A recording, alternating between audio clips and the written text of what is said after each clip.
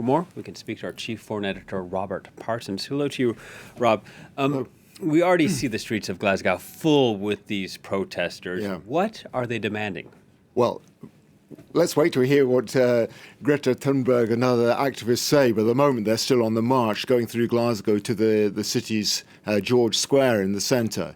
One of the things that's been striking so far about COP26, particularly on that opening day, is just how old most of the people addressing the issues were. On that opening day, it's estimated that the average age was over 60. That hasn't missed the attention of Greta Thunberg and other activists. And one of the things they'll be saying is, look, you've got to address these issues. You have to bear in mind that it's the young people who are going to be the victims of today's policies on climate change. So we're not asking, we're demanding that you wake up and you take action on the issues we're talking about. Now, we've been hearing what some would call a lot of spin over the last few days about the achievements of COP26 so far. Some of the issues, like the promise to end fossil fuel funding by 2022, reduce reliance on coal, stop deforestation, financial pledges from the north to the south.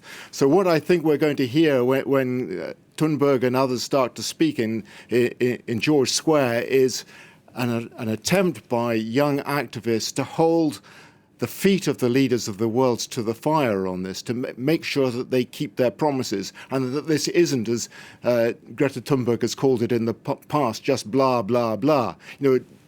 John Kerry, the US Special Envoy on Climate Change, says that this COP26 has been far more positive than any he's ever attended before.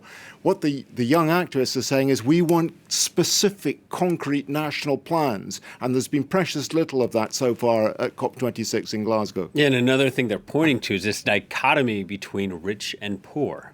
Yeah, I mean, this is one of the big issues at the moment, where not an awful lot of attention has been paid so far. The fact that the 1% richest part of the population is on track to produce more than 30% of the world's carbon dioxide emissions by 2030.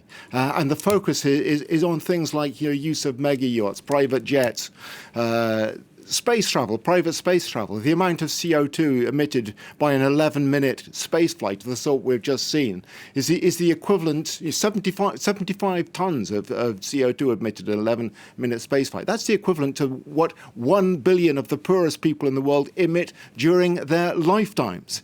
So this is the sort of thing that people are trying to focus on at the moment, to make sure that something is done about things that can be actually changed quite easily if attention is put on it. And one of the things that scientists as well as activists are asking is that more focus should be put on the issues like use of private jets, use of these mega yachts, and whether private space travel is a good thing or not.